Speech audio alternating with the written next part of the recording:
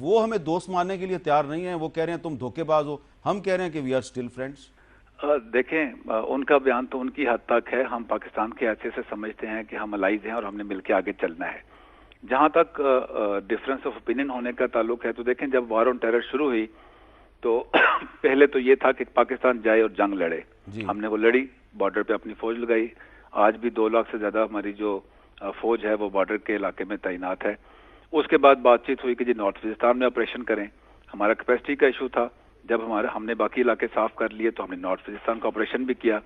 اس کے بعد بنیادی ایشو جو ہے وہ حقانی نیٹ ورک کے خلاف ایکشن کا تھا, تو ہم نے ضرب عضب آنورڈ ان کے خلاف بھی ایکشن کیا, جو کہ پہلے ہماری کیپیسٹی کی وجہ سے ممکن نہیں تھا.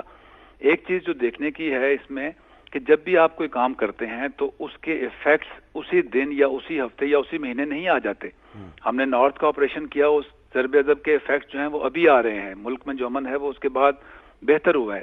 اسی طریقے سے جب حقانی نیٹ ورک کے خلاف ایکشن کیا ہے تو اس کے ایفیکٹس بھی آنے والے دنوں میں افغانستان میں اس کا جو اثر تھا وہ آنے والا وقت بتا سکتا ہے. تو سیکیورٹی کا آپریشن کے لحاظ سے امریکہ کو دیکھنا چاہیے کہ جو کام پاکستان نے کیا ہے اس کا ایفیکٹ کیسا آ رہا ہے, اور انگیجمنٹ ہمیں جو ہے وہ آگے لے کے جا سکتی ہے. We wish to move forward through cooperative engagement, but we shall not compromise on our self respect. General صاحب, اگر خدا نخواستہ امریکہ کی طرف سے پاکستان کے سیٹلڈ ایریاز میں کوئی ڈرون اٹیک کیا جاتا ہے یا کوئی ایسی کارروائی کی جاتی ہے جو کہ پاکستان کی جو قومی سلامتی ہے اس کو کمپرومائز کرتی ہے, تو پھر ہمارا کیا رد عمل ہوگا؟ کیونکہ ہم سمجھتے ہیں کہ ہم 2 دوست ممالک ہیں اور ہم الائز ہیں, تو الائز کے ساتھ جنگ تو نہیں ہو سکتی.